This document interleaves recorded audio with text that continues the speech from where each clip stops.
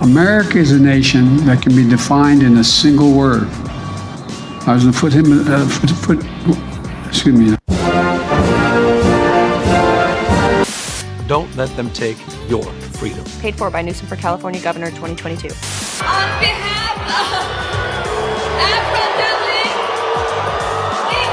and the proposition that every man, woman, and child had a right to a future of freedom. Happy Independence Day. Got a lot of interesting stuff for you. President Biden screws up his word. That was from a while ago, but still funny. Nevertheless, wanted to play it. Governor Gavin Newsom of California is doing some pretty interesting America things. Everyone's favorite congresswoman to really not like at all, Ilhan Omar, got booed off of a stage in her own district. Holy cow, so much fun. All that and more coming up on this episode of Daily Caller Live. Thanks so much for tuning in. Happy 4th of July. Daily Caller Live starts right now. 3, 2, 1. Here we go! That might be the only brown guy on earth named Jobob. That is actually her name, Jobob. Live from the dingy bunker, completely cut off from the outside world, except for you fine folks. My name is Jobob. This is Daily Caller Live. Thanks so much for tuning in. On today, it is July 4th, Independence Day, the year of our Lord 2022. Thanks so much for watching. Got a fun one for you today. We've got a lot of pro-American-ness and also some funny stuff, but some actual news to get to. But before that, I wanted to get to this. Just licking our chops here. On this day that is America's birthday and the freedom that it represents, this was fun to see. Maybe there's better ways to start off this pro-America day, but nevertheless, Ilhan Omar, who is the least pro-America congressperson in probably all of the federal government. I was going to say in Congress, but also in the Senate, probably in the executive branch, especially in the judiciary branch. The least America person representing Americans, for some reason, got booed off of a stage in Minneapolis over the weekend, presenting an award to a Somali singer, which that we'll get to all of that in just a quick second.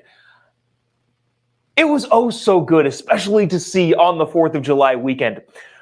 Watch this clip. If you forget who Ilhan Omar is, check this out. She is most known for saying a bunch of woke nonsense, America-hating nonsense. But specifically, probably the most notable thing that she has done was this. Oh, if you haven't already, there's a couple thousand you watching this. I would really, really appreciate it. Just click the little like button, click the little share button. Would really, really helps us out continue doing this show, especially on this pro-America holiday. Watch this little short clip that Ilhan Omar got in a lot of trouble for a couple months back. CARE was founded after 9/11 because they recognized that some people did something and that all of us were starting to lose access to our civil liberties. So that was, again, Ilhan Omar saying probably one of the more notable things she said, calling 9/11, some people did something. Congressman Dan Crenshaw pointed out pretty recently after that, hey, no, it was terrorists who attacked America and killed 3,000 American citizens. Ilhan Omar has also said things like, we've seen unthinkable atrocities coming from the U.S., Hamas, Israel, Afghanistan, and the Taliban.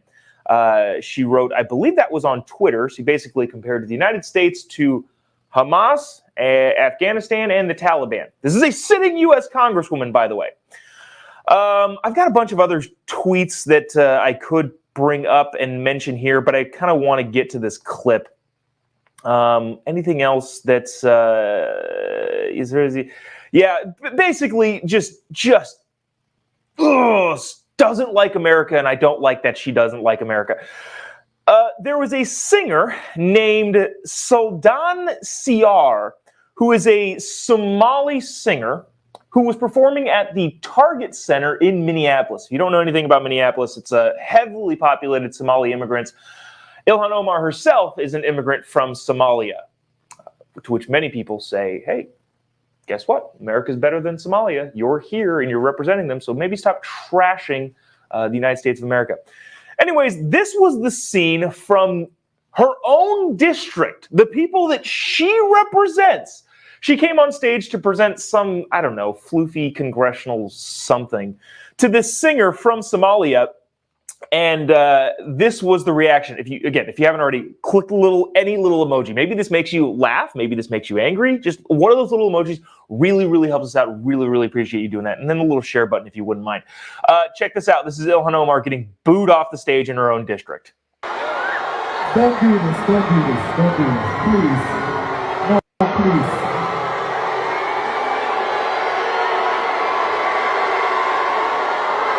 Okay.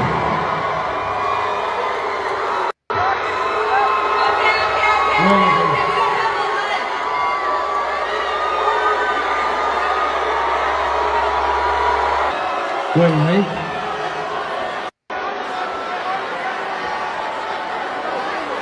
On behalf of Afro-Delhi, we want to welcome Sultan to Minneapolis. All right, so I'm going to pause it right here. So there was Ilhan Omar.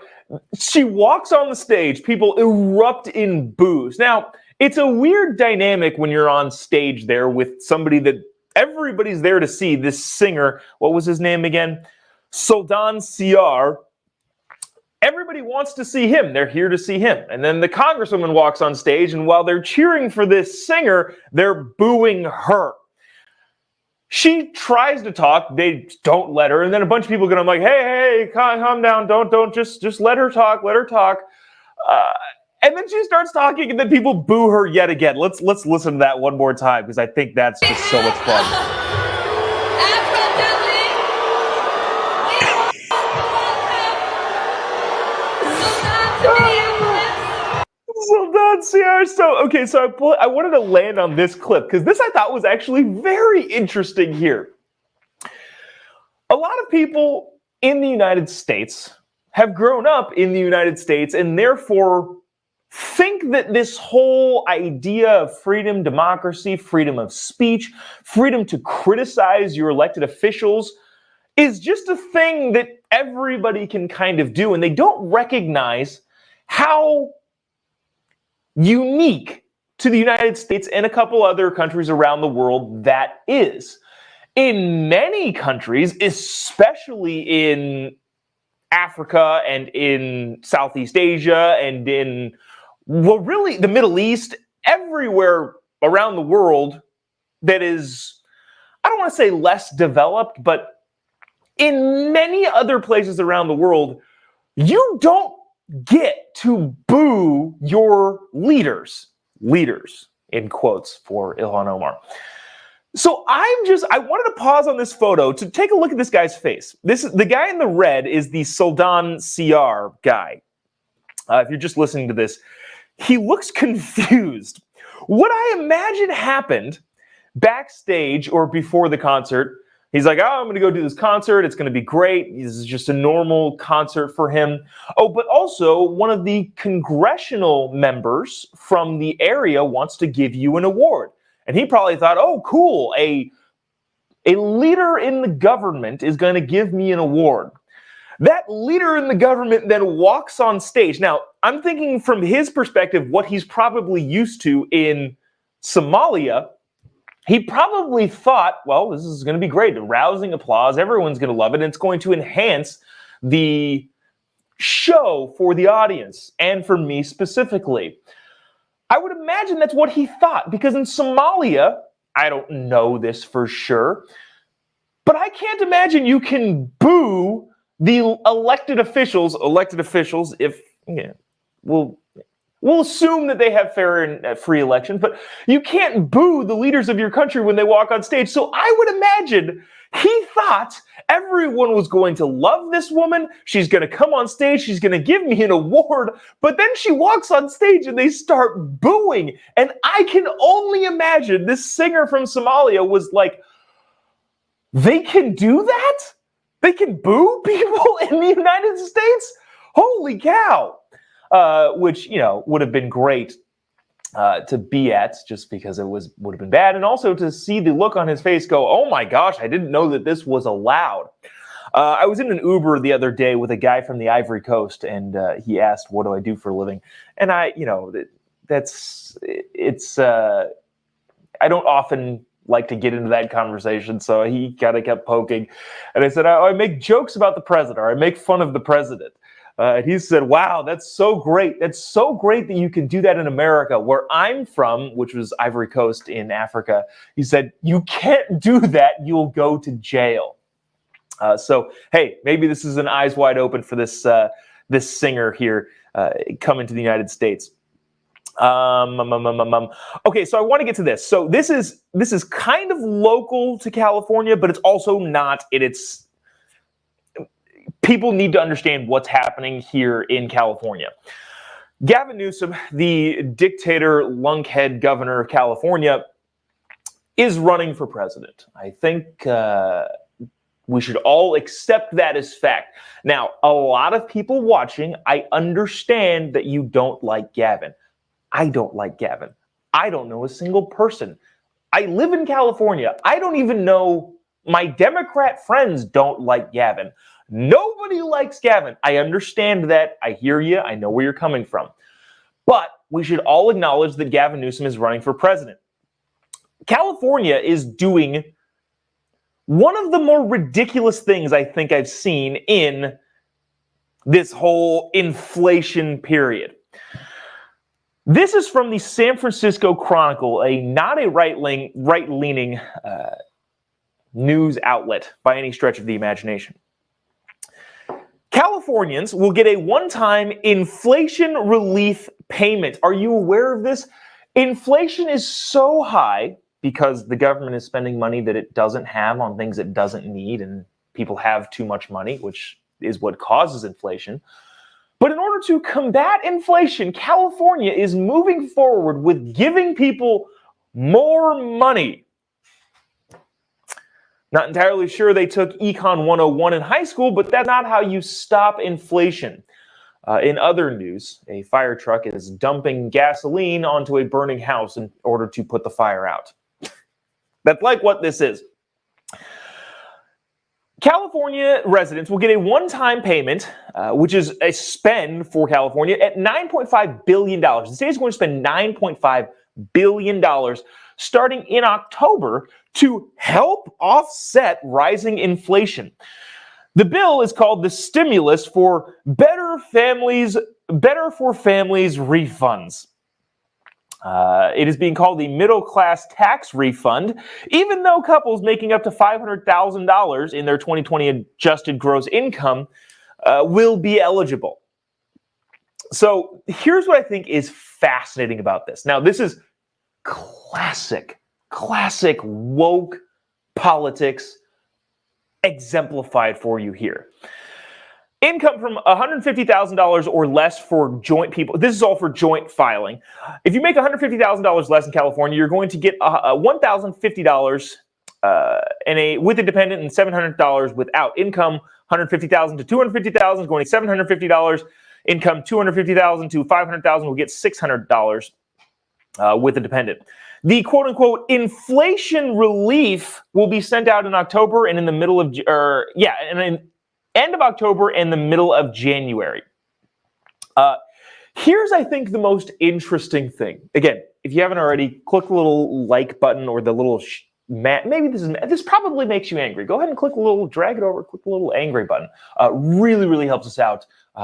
Really appreciate you doing that. And also the little share button also really helps us out. Continue doing what we're doing. But this, I think, is the most funny part about this inflation stimulus refund check. That was a lot of finger air quotes.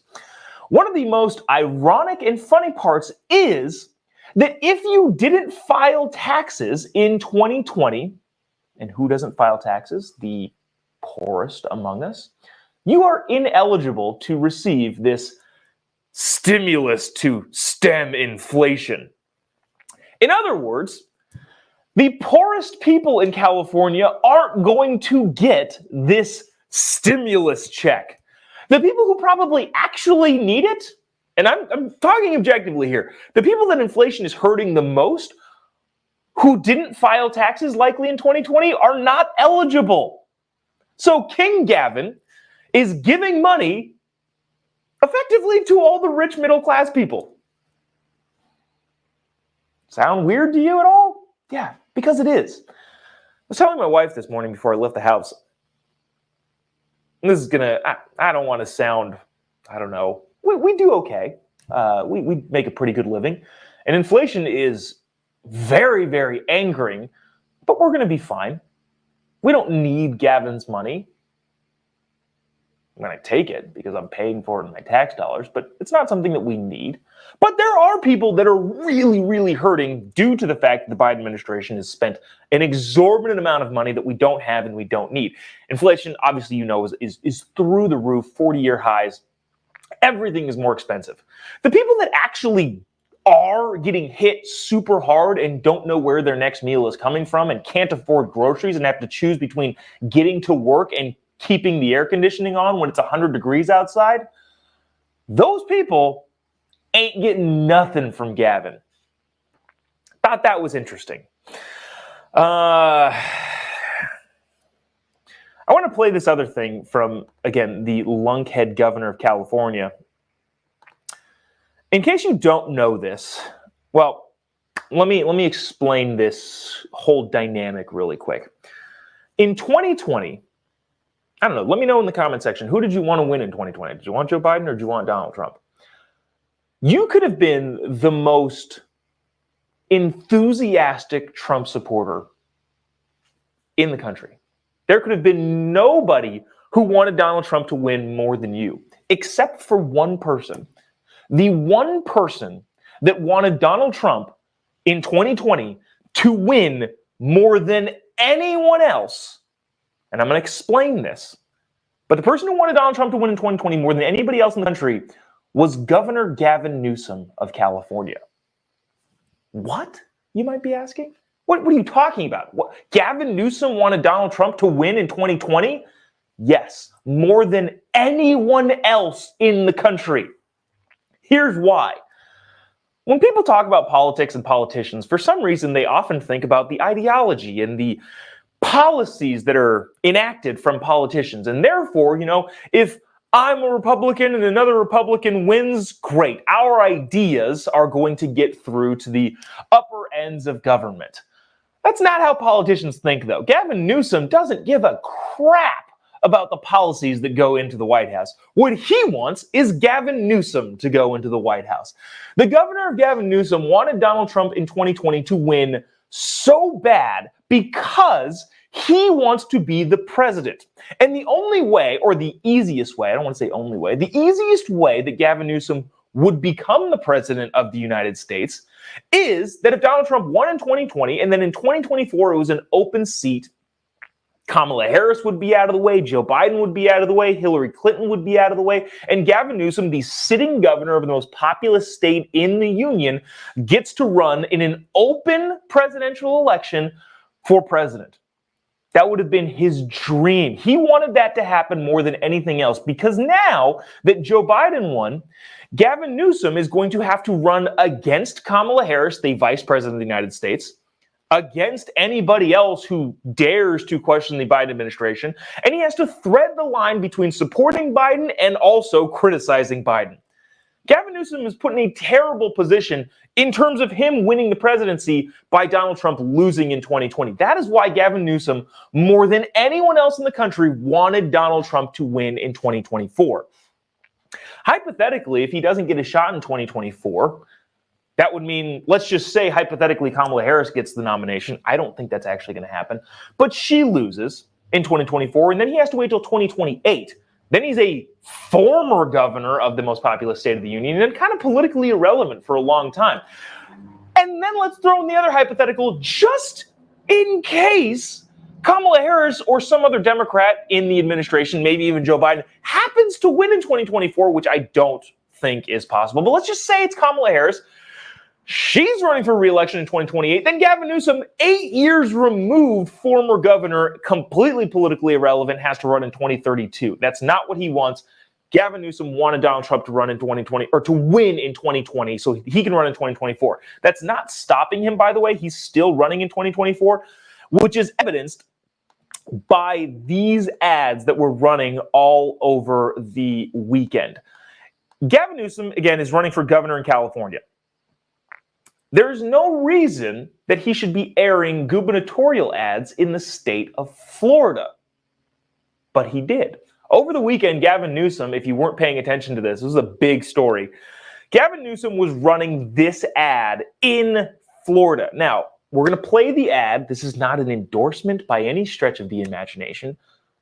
I just want you to see this. And maybe you watch Fox News. So Gavin Newsom bought ad space on Fox News in Florida for his gubernatorial candidacy in California. How does that make sense? Well, it doesn't, unless you understand that Gavin Newsom is running for president. We're going to play this ad, then we're going to comment on all of the ridiculousness in the ad, and then bring up some other actually kind of interesting fun facts. Watch this. This is a TV ad being played by Gavin Newsom on Fox News in Florida. Also, if you haven't already, click the little emoji button, the little like button really, really helps us out, the little heart. Or maybe this makes you super upset, which totally understandable. Click the little angry button. And then the little share button really, really helps us out. Watch this commercial from Governor Gavin Newsom. It's Independence Day, so let's talk about what's going on in America. Freedom, it's under attack in your state. Your Republican leaders, they're banning books, making it harder to vote, restricting speech in classrooms, even criminalizing women and doctors. I urge all of you living in Florida to join the fight.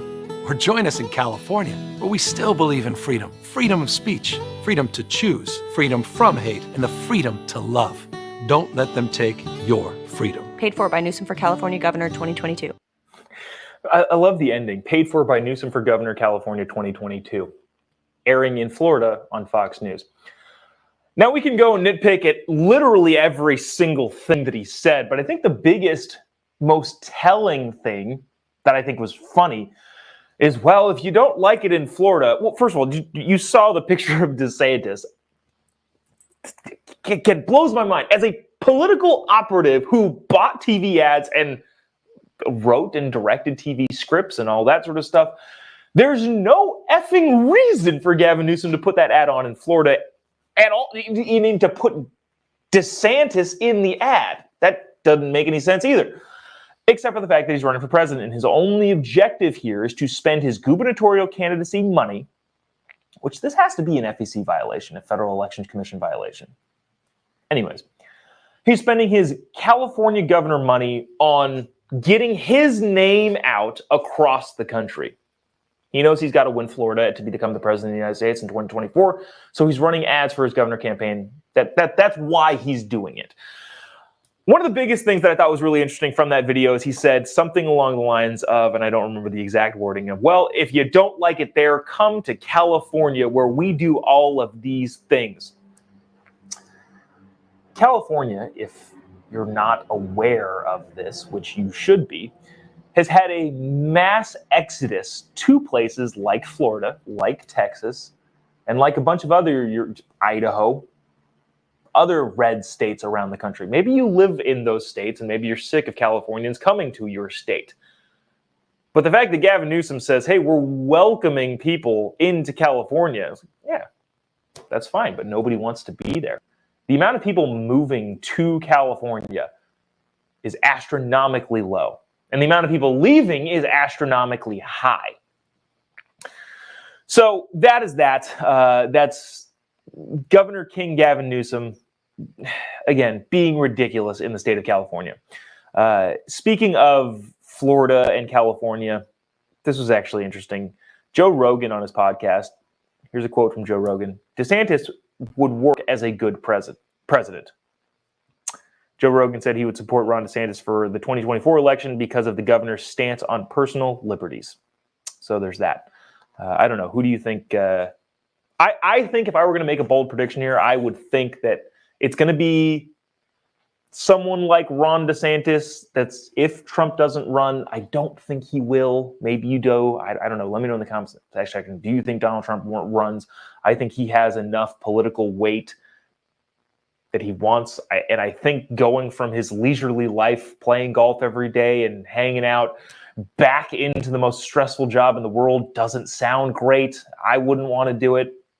Let's just say Trump hypothetically does not run. I think it turns into a DeSantis-Newsom runoff, and I think a lot of people know that, and that's why Gavin Newsom is buying ad space in Florida for that reason.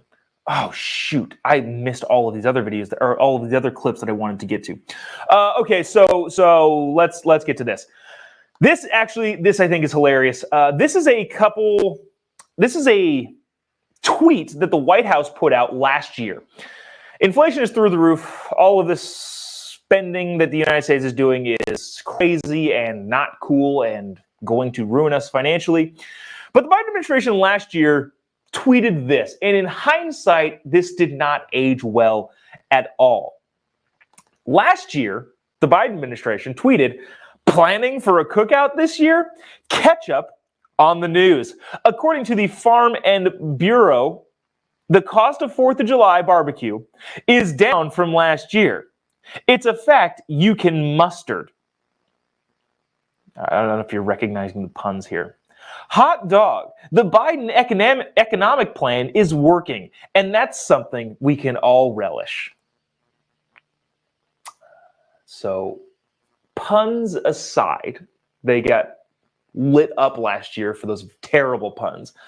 Puns aside, this did not age well at all. The graphic saying the cost of 4th of July cookout in 2021 is down 16 cents from last year. Okay, now it's up $10. Where's the tweet now?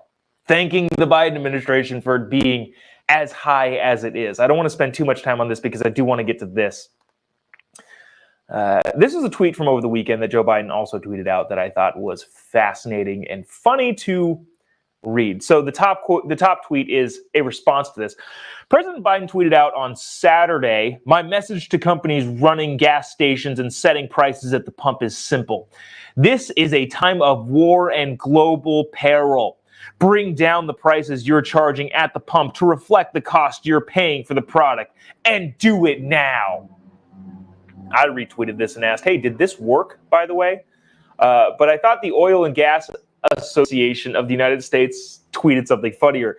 They said, "Working on it, Mr. President. In the meantime, have a happy 4th of July, and please make sure the White House intern who posted this tweet registers for Econ 101 in the fall semester." More ribbing of the Biden administration. Let's see. I want to get to, you know what? We're gonna have to save some stuff for tomorrow because time's running out, and you got to get to celebrating the 4th of July. So I'm going to say that's going to do it, but we're also going to end on a great Reagan quote from the 4th of July, I believe in 1983. Shoot, I probably should have tracked that down. Everybody loves Ronald Reagan, but we'll end it on that. But that's going to do it for me specifically. I'll let Ronald Reagan end it on a great note to send us off into the 4th of July. A lot of people, well, happy 4th of July. Hey, you have a happy 4th of July too. Stay safe out there if you're driving. Make sure you're aware of what's going on the road. If you haven't already, give me a follow on any of your social media accounts. Just type in JOBOB at Jobob. You can find me pretty much anywhere. Social media, Twitter, Getter, YouTube, Facebook, Instagram, all of the above. You can find me on there. I message people back most of the time. Not on Facebook. I gotta message people back on Facebook a little bit more. But you can find me on any of your social media platforms, and we can have a conversation. Also, there's a couple people in the comment section asking, "Hey, where do I get that shirt? The I Love America shirt." It is a TPUSA shirt. Where's the little logo things on the back? TurningPointUSA.com, or sorry, TPUSA.com. You can get this I Love America shirt. I believe they're sold out, but you can still get them if you want. Also, if you're not going to the Student Action Summit that TPUSA is doing in Tampa in 3 weeks, I believe, July 22nd through the 24th, holy cow, you got to go. Shoot me a direct message on that if you are interested in doing that. We've got a pretty great discount running at the moment. That's going to do it for us. We are going to send it off to one of our favorite presidents, Mr. Ronald Reagan, to talk about the 4th of July.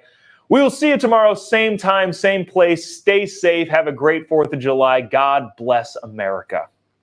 But it's worth remembering that all the celebration of this day is rooted in history. It's recorded that shortly after the Declaration of Independence was signed in Philadelphia, celebrations took place throughout the land, and many of the former colonists, they were just starting to call themselves Americans, set off cannons and marched in fife and drum parades. What a contrast with the sober scene that has taken place a short time earlier in Independence Hall. 56 men came forward to sign the parchment. It was noted at the time that they pledged their lives, their fortunes, and their sacred honors. And that was more than rhetoric. Each of those men knew the penalty for high treason to the crown.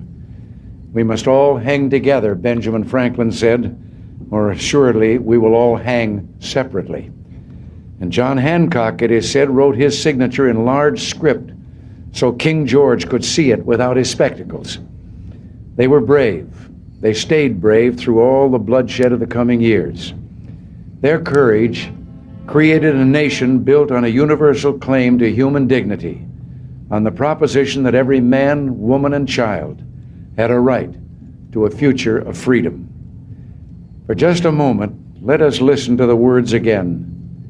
We hold these truths to be self-evident, that all men are created equal, that they are endowed by their Creator with certain unalienable rights, that among these are life, liberty, and the pursuit of happiness.